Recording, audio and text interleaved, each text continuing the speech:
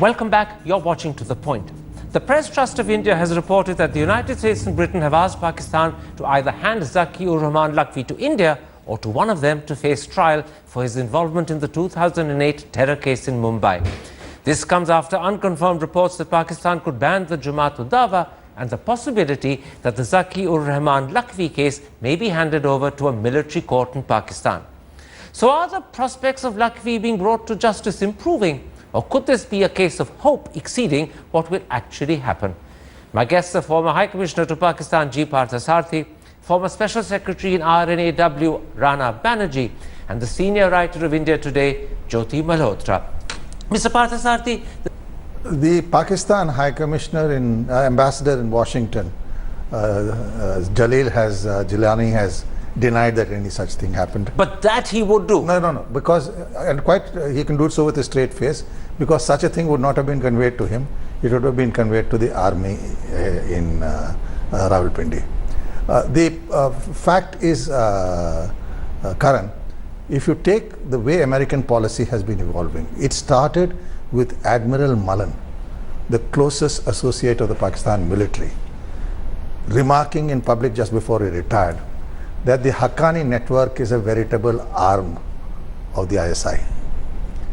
This was followed by a statement from Hillary Clinton saying that you cannot breed vipers in your backyard and expect they will bite only your neighbors. Then you had Pakistan's best friend, the author of Kerry Lugar, Senator Kerry, demanding action against the Lashkar-e-Taiba on Pakistani soil. So you believe this is a credible report? I would say that PTI, generally having been a press advisor in Washington, is very careful about what it in which case, what then does this report suggest to you? Are the screws being turned on Pakistan?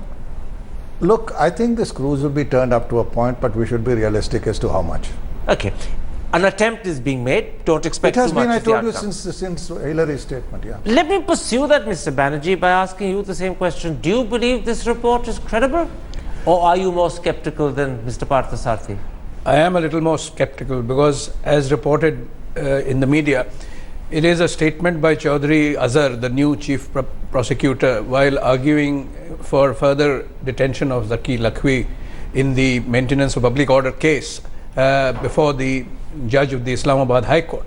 And he's reported to have said this, that there's pressure from USA and UK, and then the judge is said to have remarked that then maybe you could give it to a military court, or maybe this is for the diplomats. I mean, the prosecutor only said that this is for the diplomat to settle. All this sounds to me a little bit, not authentic. So do you think, in fact, this comment may have been made by the prosecutor as a way of getting the judge to ensure that the detention of Lakhvi continued, rather than as an actual statement of fact? It could be to insist on the gravity of it and the great embarrassment that the government would face, as they are facing, because of the release of Lakhvi on bail by a lower court judge. Let's for a moment assume that this is in fact a genuine report, as Mr. Parthasarathy is prepared to accept. There's little chance of Pakistan handing over Lakhvi to India because we don't have an extradition treaty with that country. But do you believe either London or Washington will pursue this to the point where actually Lakhvi is handed over to one of them? Or do you think, having said it, they will stop? I think, Karan, the fact that this story has come out on the eve of the US President Obama's visit to India makes it quite interesting.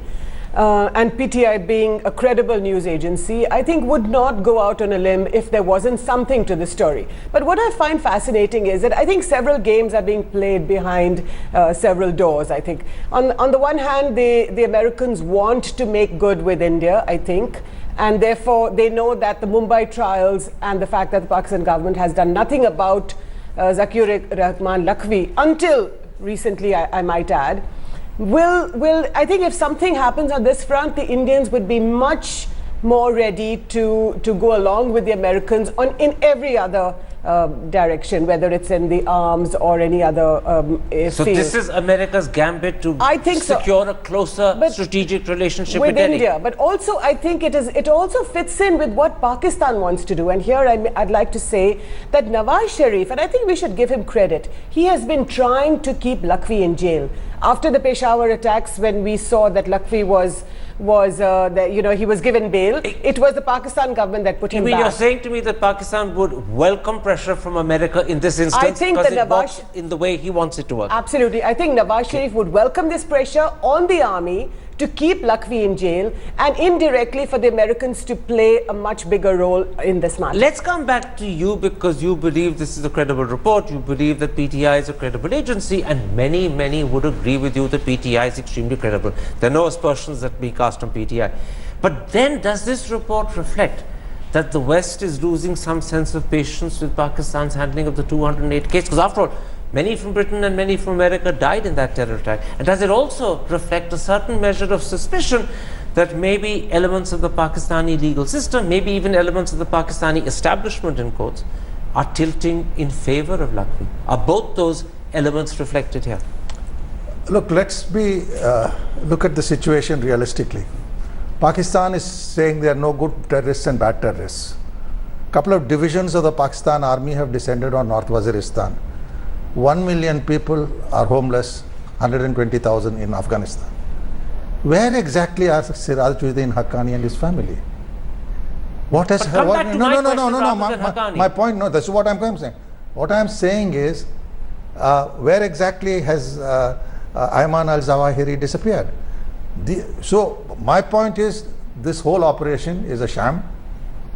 No, but come back to my question is about, does this reflect that America is losing patience with Pakistan's handling of 208? No, America has been losing patience for quite some time. This is nothing new. But given the compulsions of American withdrawal from Afghanistan, it will be played in a very measured manner. Okay. You mentioned the possibility raised by the judge in the Lakhvi case. If you're in a hurry, he said to the Pakistan government, give this to a military court. And in fact, a recent constitutional amendment passed by the Pakistan Assembly has in fact made military courts a reality and legal. Do you think there's a real possibility that the Lakhvi case could be given to a military court? Not at present, not at all. Because this would be highly embarrassing to both the political leadership of Nawaz Sharif in Punjab, his brother CM Shahbaz Sharif, and also to the army. Army is signaling that, look, we can do this one at a time. We are dealing with the TTP. We don't want to be taking on the LET frontally just at this moment. So that possibility is a real possibility for handling terrorists who trouble Pakistan internally, not LET, yes, not terrorists who worry us in India. Yes, they have taken on firstly those who were detained for attempting to assassinate General Musharraf, President Musharraf. Some of them have been executed. Also, those who were held for the cantonment attack in 2009, October 2009, those people have been executed. Those were earlier prevented from being executed because of the threat given by the Punjabi Taliban to the Chief Minister of Punjab. So basically the army is telling the political leadership of the PMLN that, look, leave it to us, we'll deal with them, and we'll also ensure that there's no... But when they say we deal with them, the them doesn't include Lakhvi or anyone targeting India. Those are people the army, if anything, might want to protect rather than convict. Well, army may not want to protect them. I mean, they will get to Lakhvi eventually. I believe that ultimately there will be a confrontation between the military and the LET, but not just now. There are other reports, Jyoti, that in fact, but I should also add that they've been contradicted in the Hindustan Times by the Pakistan Minister for Defence Production. But there are reports that Pakistan could ban the Jamaat-ul-Dawa. And it's known that in fact a shortlist has been prepared of 12 new organizations who've been put onto the banned list. That happened shortly after Kerry visited, but we don't know who those 12 are, and we therefore have no confirmation whether Jamaat-ul-Dawa is one of them or not. Do you believe those reports? Well, I have absolutely no doubt, Karan, that the Indian government has put a lot of pressure on the Americans, and they've said to them that you have the key, if anybody does, to put pressure on the Pakistanis. Now, does this mean the military establishment? I agree with both these gentlemen that the Pakistan military has complete control over the Haqqani network and over Lakhvi, of course. So whether it's the LET and the Haqqanis in North Waziristan.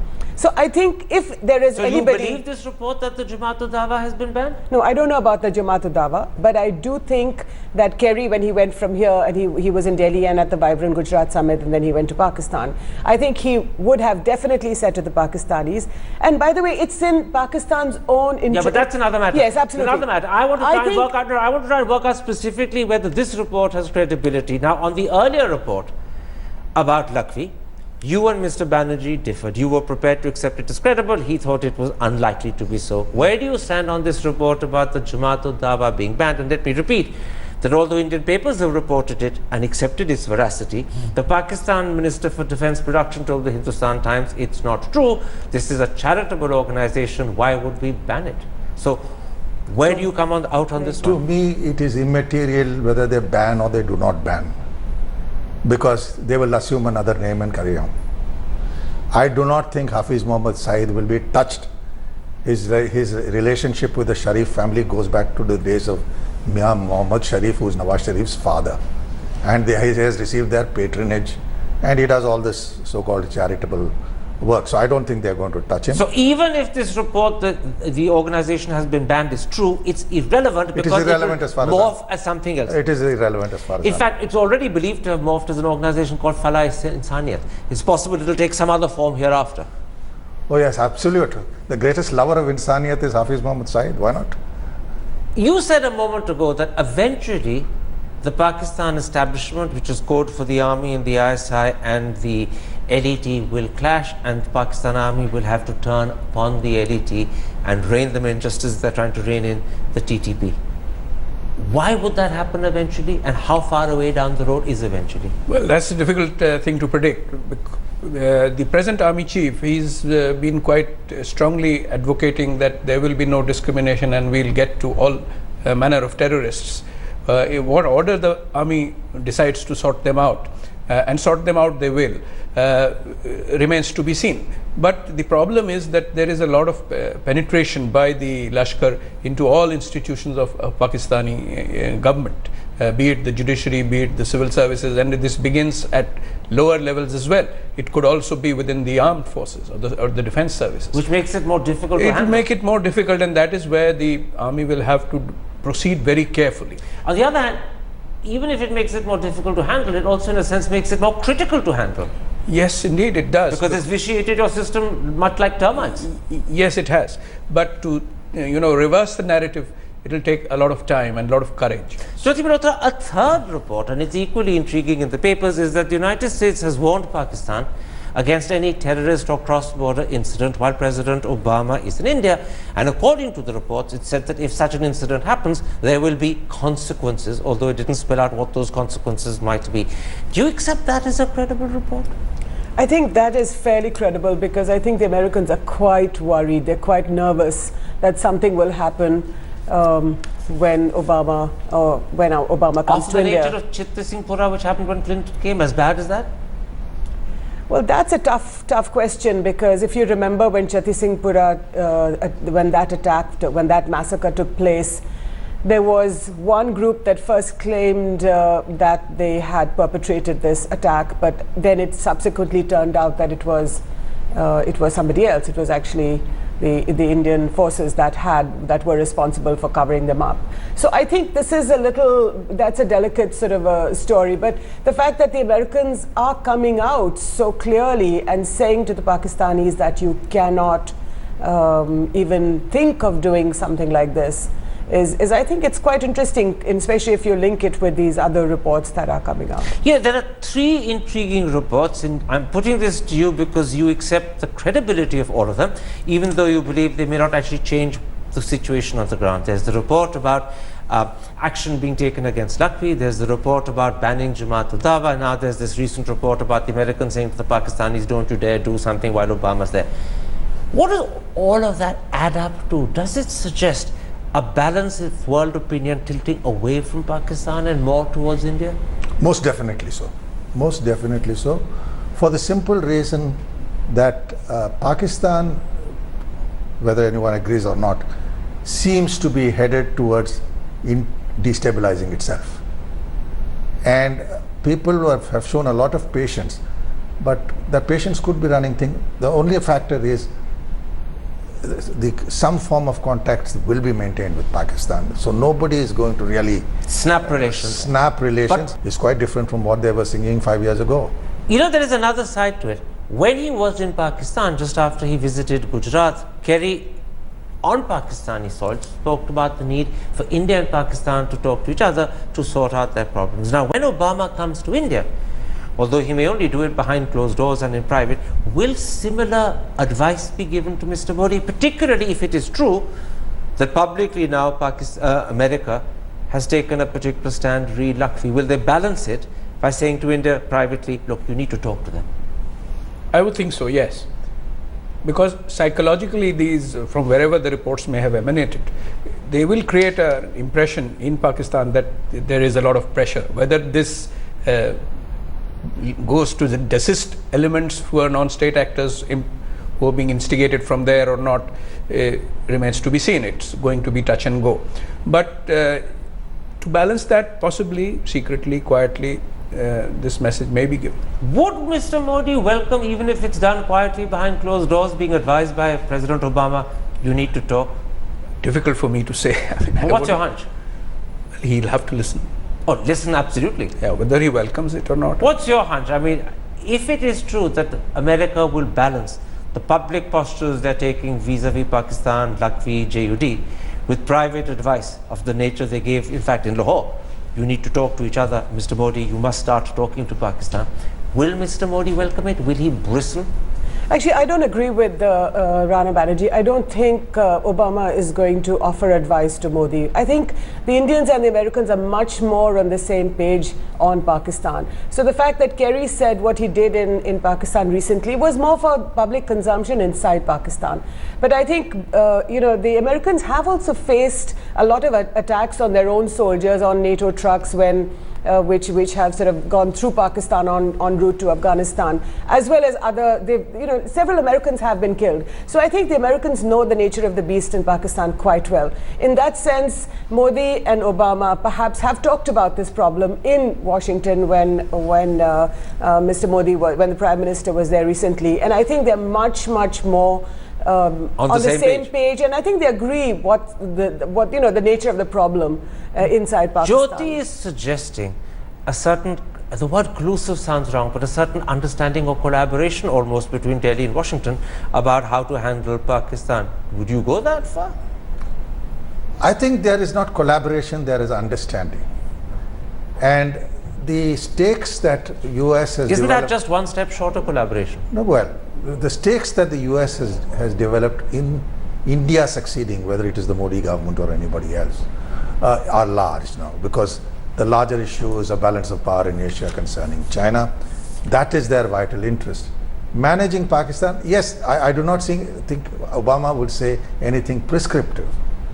Perhaps something to the effect that, can we look at how Pakistan can be engaged to mend its views? Can we look? That's a polite way of saying it wouldn't be a bad idea to talk. No, can we look? Can we look is, please have a look at it and you take your decision. You don't think that's a polite way of saying the same thing? No. All right. Very quickly, we've got 30 seconds only. Also Afghanistan, I think the Americans, as they withdraw from Afghanistan, would like actually for India to play a much bigger role in Afghanistan. Having said that, they also know that Pakistan will play a much bigger role. So I think if they're trying to do any balancing, it will be in Afghanistan. All right. My thanks to all three of you for coming in, for helping interpret these messages that we are getting, the reports that we are getting of precisely what America is saying, precisely what Pakistan is doing. A lot of it is speculation, some of it may be even hope and fantasy. But let's hope most of it is true. My thanks to all three of you. And there we end this particular episode. If you have been, thanks for watching.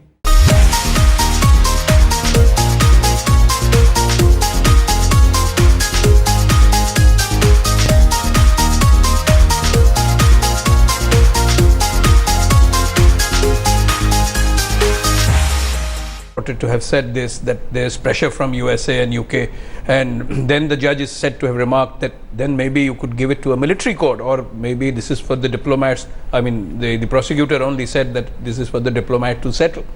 All this sounds to me a little bit, not authentic. So Do you think, in fact, this comment may have been made by the prosecutor as a way of getting the judge to ensure that the detention of Lakhvi continued, rather than as an actual statement of fact? It could be to insist on the gravity of it and the great embarrassment that the government would face, as they are facing because of the release of Lakhvi on bail by a lower court judge. Let's for a moment assume that this is in fact a genuine report, as Mr.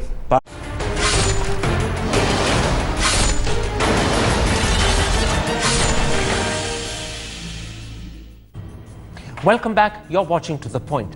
The Press Trust of India has reported that the United States and Britain have asked Pakistan to either hand Zaki ur-Rehman Lakhvi to India or to one of them to face trial for his involvement in the 2008 terror case in Mumbai.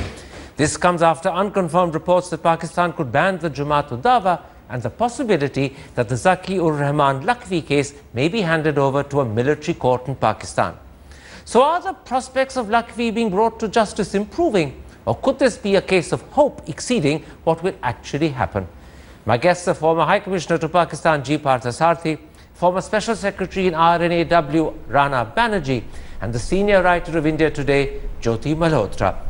Mr. Parthasarathy, the Pakistan High Commissioner Ambassador in Washington, Jilani has denied that any such thing happened. But that he would do. No, because, he can do so with a straight face, because such a thing would not have been conveyed to him. It would have been conveyed to the army in Rawalpindi. The fact is, Karan, if you take the way American policy has been evolving, it started with Admiral Mullen, the closest associate of the Pakistan military, remarking in public just before he retired that the Haqqani network is a veritable arm of the ISI. This was followed by a statement from Hillary Clinton saying that you cannot breed vipers in your backyard and expect they will bite only your neighbors. Then you had Pakistan's best friend, the author of Kerry Lugar, Senator Kerry, demanding action against the Lashkar-e-Taiba on Pakistani soil. So you believe this is a credible report? I would say that PTI, generally having been a press advisor in Washington, is very careful about what it in which case, what then does this report suggest to you? Are the screws being turned on Pakistan? Look, I think the screws will be turned up to a point, but we should be realistic as to how much. Okay. An attempt is being made. Don't expect too much. It has been, I told you, since Hillary's statement, yeah. Let me pursue that, Mr. Banerjee, by asking you the same question. Do you believe this report is credible? Or are you more skeptical than Mr. Parthasarathy? I am a little more skeptical because, as reported in the media, it is a statement by Chaudhry Azhar, the new chief prosecutor, while arguing for further detention of Zaki Lakhvi in the maintenance of public order case before the judge of the Islamabad High Court. And he's reported